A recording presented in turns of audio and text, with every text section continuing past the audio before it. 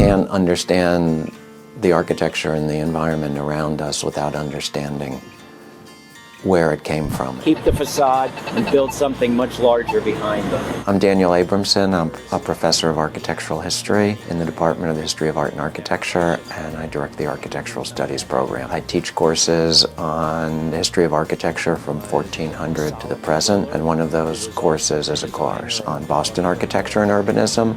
So not so much a history of styles, but a history of Boston's society and economics and politics. You can look at and think about architecture when you're out of the classroom in ways that you can't inside the classroom. So when you go into the city to look at the buildings, you don't see the buildings framed, you see them in their full context. You experience the sounds, the smells. Washington Street, which is where we are, started to become what we think of it now.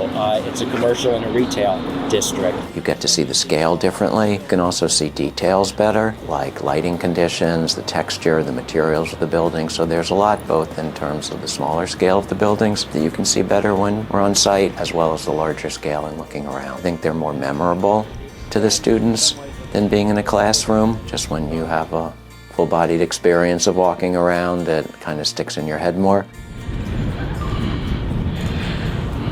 When we went down to Boston Harbor and looked at harbor towers, which are those tall residential skyscrapers from the 1960s and 1970s, I think that helped with the learning objectives of the course, because we had talked about urban renewal in Boston. In its site and location, they get to think about what was the attraction of designing new modern residential towers in downtown Boston, the views towards the harbor, the proximity to the financial district. They probably were a little more attentive to the materiality, the concrete, than they would have been just of a photograph of them. And they could also turn 180 degrees and look at another later complex of building called Rose Wharf. In the class, they learn a little bit about kind of styles of architecture. They get to understand that a city is always changing.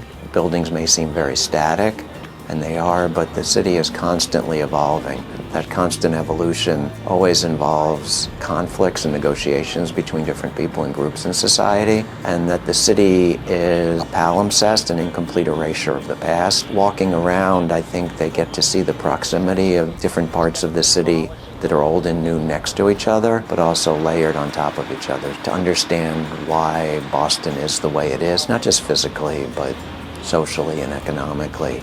There are residues of the past. I think what the students can learn is to kind of look around and always be thinking about change and time with architecture, and not just that it's a spatial art that involves structure. That if you look carefully at a building, you can learn from the building if you understand its architectural history. Architecture can teach history things that history can't learn by other means and other forms of evidence. So I think that architecture is a way to be able to think interestingly and complexly about the past, and not just have it be an illustration of certain things we already knew about the past.